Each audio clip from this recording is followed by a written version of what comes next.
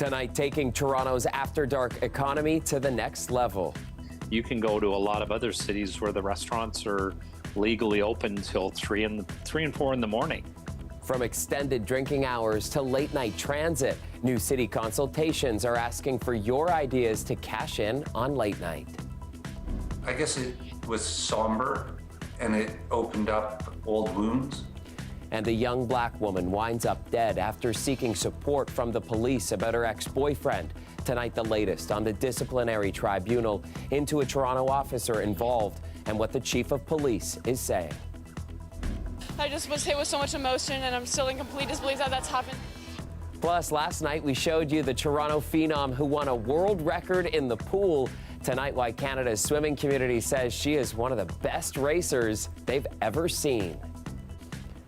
Good evening, I'm Chris Glover. No matter the day of the week, there is an electricity to the nightlife in a place the size of Toronto. The late night economy already bringing in tens of millions of dollars every year. And now the city is asking for the public's feedback on how to leverage late night to get an even bigger bang for the city's buck. Dale Manuktuk is live tonight at Comedy Bar on Bloor Street West. And Dale, let's be clear, this public consultation isn't just about ideas for bars and restaurants.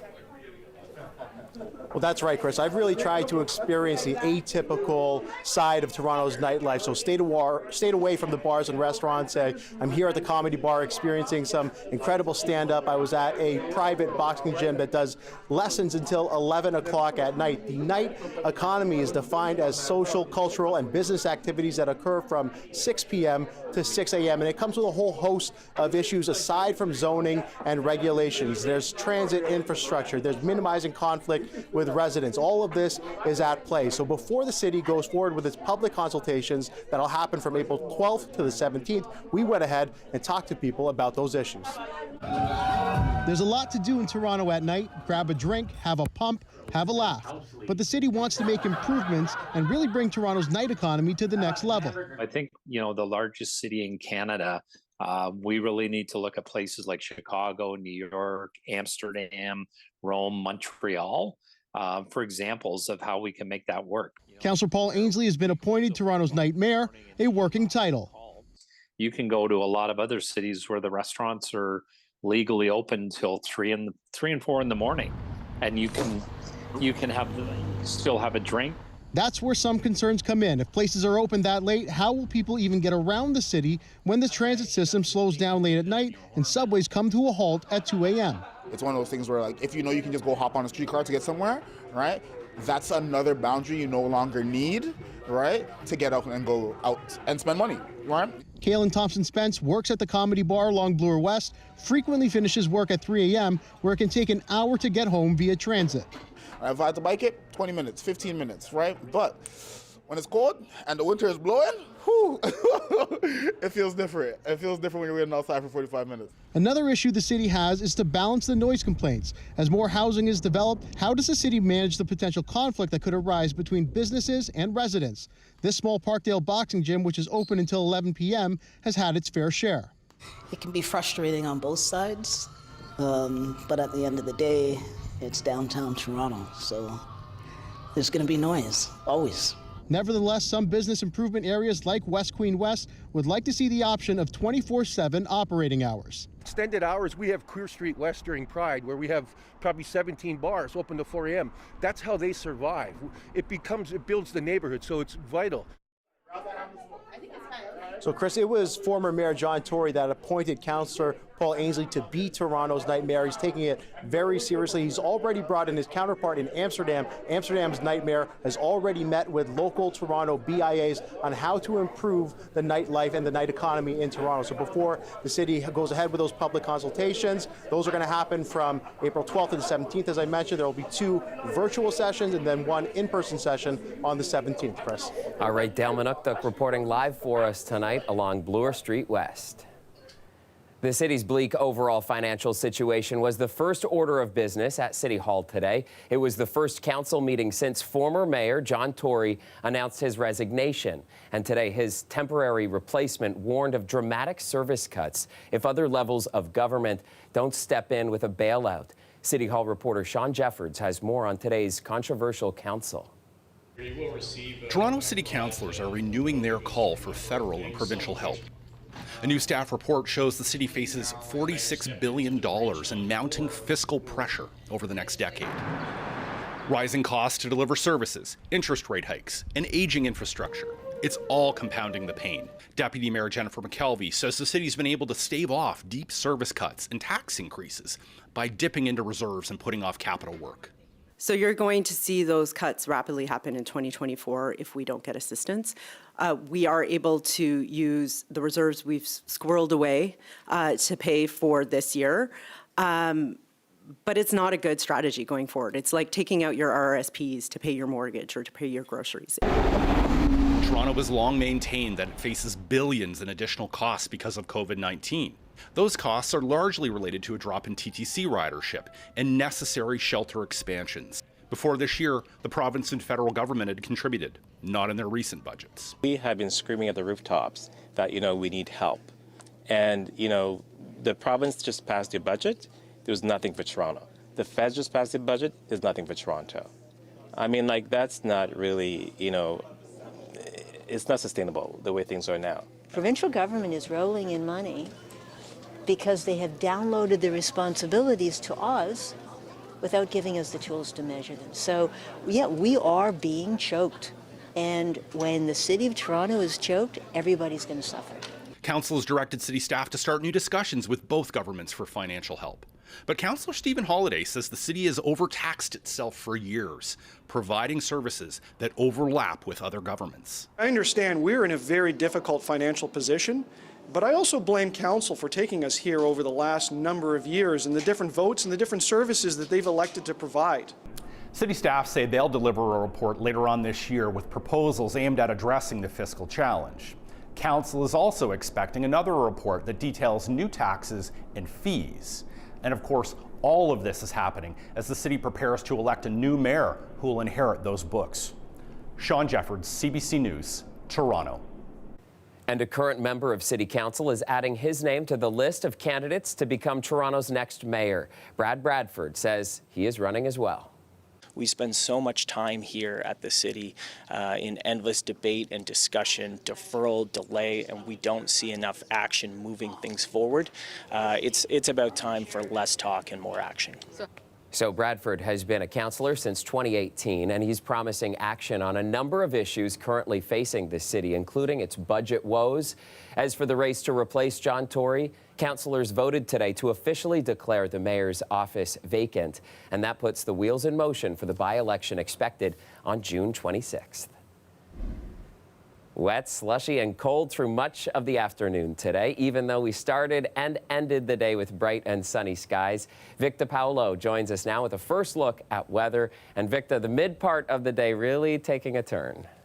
Chris, as you do know, earlier in the day when it came to Windsor and Toronto, weather advisories were handed out regarding the blowing wind, up to 70-kilometer-per-hour winds, and also the chilly nights that we're going to be having ahead. Now, even looking far as down south as Michigan, seeing the systems that they had passed through earlier today, that's also the reason why, as you know, Windsor was receiving that significant change in weather.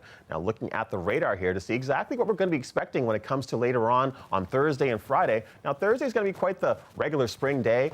High of about +4, -2 is going to be the low. But if you do see here, it's going to be just a bit cloudy weather. Nothing significant really happening in either region. But if you do get closer looking towards Friday, you do see right here, we're going to be having quite the significant system working its way up. As you do see right here from Windsor, Detroit, working all the way up from Toronto, some wet flurries in between both. We got some snow working its way through. And right around your commute home or your commute to work in the morning on Friday, you do see that that's where the most significant weather is going to be. So the big takeaway here for your commute on Friday morning is you definitely want to make sure you're planning ahead for the significant weather happening. Back to you, all right, Chris. Victor, thank you. We'll check in with you again a little later in the show. In the Junction, one man is dead after he was pulled from a house fire. It happened on the second level of a residential building. The fire has been extinguished. Our crews are now operating in what we call fire watch operations. The Toronto Fire Services Fire Investigations team is on scene, and they have commenced their investigation operations alongside Toronto Police. Crews responding to the fire at the intersection of Dupont and Edwin shortly after the noon hour. Toronto Fire says crews faced heavy smoke when they entered the building. The home's lone occupant was found without vital signs and transported to a trauma center where he later died. The chief of police is tonight trying to reassure the public that his officers can protect vulnerable people. His statement comes amid a disciplinary tribunal for one of his officers who responded to a call from 23-year-old Daniela Malia last summer. She was killed just 3 days after reporting threatening behavior of her ex-boyfriend. As Talia Ricci reports, the tribunal is assessing whether he did enough to protect her. Daniela Malia's colleagues and friends described her as caring and compassionate. Her former manager said today was tough. I guess it was somber and it opened up old wounds. Daniela was a really positive person. She was a ray of sunshine and she loved coming to work at Pet Value. According to Toronto Police Tribunal documents, just 3 days before Malia was shot and killed, she reported to investigators that her ex-boyfriend Dylan Dowman had been threatening and harassing her in text messages. Dowman is now facing a first-degree murder charge. I think it's important to name that this is a young Black woman that seeks support from the police. We know that femicide is predictable and preventable. Constable Anson Alfonso is now facing Police Act charges, including deceit, neglect of duty, and making false or misleading statements. The documents state the officer only spoke to Dowman for 3 minutes and did nothing to help Malia despite her pleas for help. They spoke with her for about 39 minutes and in that time gathered information and evidence that provided reasonable grounds to believe a criminal offense had occurred, according to the hearing documents. Ultimately, you took no action to protect the complainant despite her repeated pleas that her ex-boyfriend's behavior caused her to fear for her safety, the document reads. You improperly considered the case to be a he said, she said. Toronto police say Constable Sang-Yu Blee also attended that call and is being charged with misconduct, but those allegations have not yet been made public. So when they reach out to a police officer and say, hey, this thing is happening, I need support, I am not safe, they are at a point of breaking. Don't let this occurrence, this singular occurrence, affect picking up and calling for help. The former lead of the domestic violence response team says Toronto police attend more than 19,000 intimate partner violence calls per year. The vast majority, which is something I also don't like saying because I mean all of them, officers attend and they do follow the procedure and they do with an open heart and with really good intentions. Toronto's police chief issued a statement saying that he met with Malia's family to tell them about the alleged misconduct from his officers. As chief, I am concerned about the alleged misconduct in this case and want to reassure the public, particularly those who are vulnerable, that officers respond to intimate partner violence calls on a daily basis, and they do so with compassion and professionalism. Meanwhile, the Toronto Police Association called the incident tragic, but said we must wait for the disciplinary process to take its course. So we need to do better. And we also need to look at community solutions. This is an example of that we have so much more work to do to address gender-based violence, specifically intimate partner violence. Toronto police say Alfonso has been with the service for 4 years and is currently suspended with pay. The charges have not yet been proven at the tribunal, and his lawyer did not respond to our request for comment. The case returns to the tribunal on May 9th. Talia Ricci, CBC News, Toronto. Welcome back. Catholics attending Mass in Toronto tonight have their eyes on the Vatican amid news that Pope Francis has been hospitalized with a respiratory infection. It's rough to hear that. Specifically for me, it's tough because I sort of came back to my faith thanks to Pope Francis. I will pray for him, and I just hope that he gets better soon. The news comes after the Pope held this general audience in St. Peter's Square earlier today and appeared to be in good spirits. A Vatican statement says the 86-year-old pontiff has had breathing difficulties in recent days, but he does not have COVID-19. Still, it is unclear how long Francis will remain in hospital. This is one of the Catholic Church's most important times of the year, with Palm Sunday and Easter now just days away. In federal politics, Prime Minister Justin Trudeau and the rest of the Liberal caucus were out today selling the federal budget. It was delivered yesterday and includes billions in new spending. Some say way too much spending. I think people need to understand that this is a time where Canadians need that extra support. The government spending plan includes an expansion of the National Dental Plan. The NDP is claiming credit for that, arguing it forced the Liberals to deliver. The Conservatives are slamming the budget, saying it does nothing to address the housing shortage, reduce inflation, or fight crime. A centerpiece of the budget is big spending to promote green tech, but the Bloc Québécois says much of that money could end up in the pockets of oil and gas companies. And here in Ontario, First Nations leaders went to Queen's Park today to voice their concerns about the government's mining strategy. They say they're not being properly consulted about proposed projects in the Ring of Fire area. Until such time we provide our free, prior informed consent to these plans and developments that are happening in our traditional homelands, they will not be. They will not be. The government of Ontario, the government of Canada, the industry, you will not cross the river system. You will not build a road into the Ring of Fire. The leaders say no officials from the government or the mining industry have visited their communities to discuss the projects. Those First Nation leaders attended question period in the provincial legislature, and during the procedures, they began demonstrating from the gallery.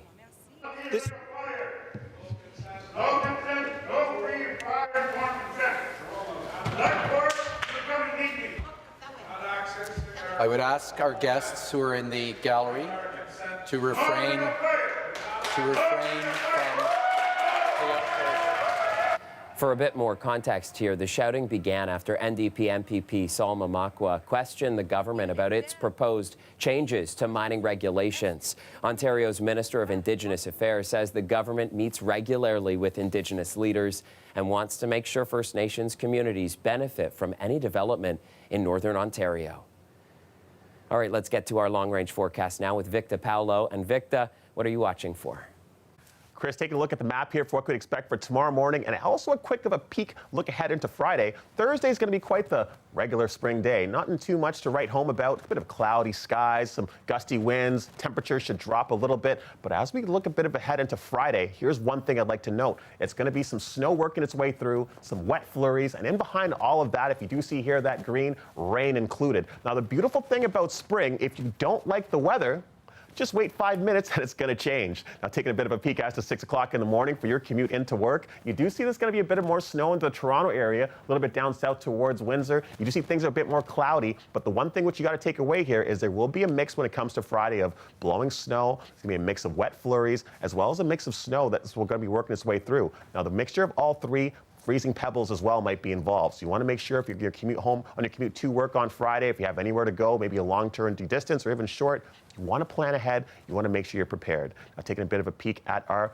weather for tomorrow morning, when your little ones are getting ready, well, it's going to be feeling closer to -11. It's going to be -6, a mix of sun and cloud. As mentioned, tomorrow will be quite the regular spring day. Chilly to start the day, but eventually it'll warm up to about 4 degrees. Looking at our 3- and 7-day forecast, what we can look forward to, as mentioned, only a high of 4 low degrees. It's going to be on Thursday, below seasonal temperatures. Friday is going to be quite the regular day. 6 degrees will be the high, 6 degrees will be the low. Precipitation all the way through till Saturday. But when it comes to Sunday, Monday, Tuesday, Wednesday, you see the temperatures get right back up. 14-degree Monday. That's how I like to start my weeks. And halfway through the week, 12 degrees, a bit of precipitation. You can't have it all. But the main takeaway, what you got to have here is don't forget the beautiful part about spring. Sometimes you get to have all 3 seasons all wrapped up in one day. Now, make sure you're prepared for that commute to work or wherever you have to go on Friday, because you're going to get the mix of rain, wet flurries, and snow as well. Back to you, Chris. All right, Victor, thanks a lot, and we'll be right back. Summer McIntosh says her record-breaking swim still has not sunk in yet. Last night, we showed you how the 16-year-old Etobicoke swimmer broke a world record in the 400-meter freestyle. Well, tonight, we are wading into the swimming sensation's continued strokes of genius in the pool. Tyler Cheese has reaction from the swimmer herself and her many supporters. Summer McIntosh coming to the finish, 5 meters to go. This is all Summer McIntosh in lane 4. World record of 3:56. McIntosh is the newest world record holder in the women's 400 freestyle. Normally composed and reserved, Summer McIntosh was overcome with emotion following her record-breaking race yesterday. And it was absolutely incredible. I'm not really an emotional person. A lot of people say, like all of my friends say after a race, but I just was hit with so much emotion, and I'm still in complete disbelief that that's happened. The 16-year-old broke the world record previously held by Australia's Ariana Titmus. It's her first world record, though she holds many world junior and national titles. McIntosh's parents were at last night's event to cheer her on from the stands. We're just so proud of Summer, and especially the person she is, and I think she carries herself very well and loves representing Canada. The swimmer's head coach, Brent Arkey, who flew in from Sarasota, Florida, had nothing but pride for McIntosh.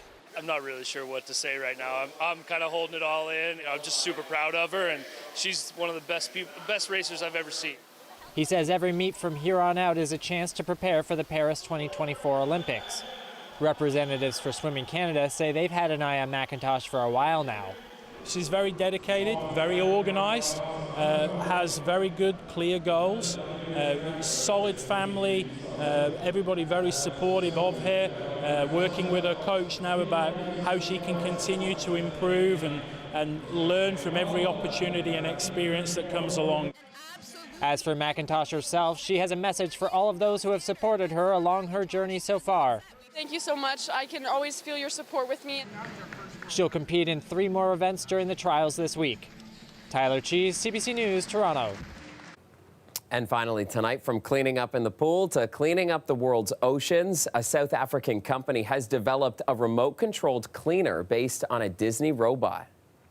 It literally sweeps around the water. You can go and do your job, come back, and it should be full, and you empty it, and then you put it back in. So it's supposed to gobble up garbage, especially plastic, and the inventor says the waste shark can inhale thousands of bottles a day. He calls it a cross between a shark and a vacuum cleaner, and he says it was inspired by the Disney robot Wall-E that cleans up the world's trash. The machine holds 500 kilograms of debris and can travel 5 kilometers. It's expensive, though. It'll cost you $20,000. That is our show for you tonight. Thank you so much for watching. Maribel Tarouk has you covered at 6 o'clock tomorrow, and I'll see you back here tomorrow night at 11. Have a great night, everyone. Oh, cool shot of this.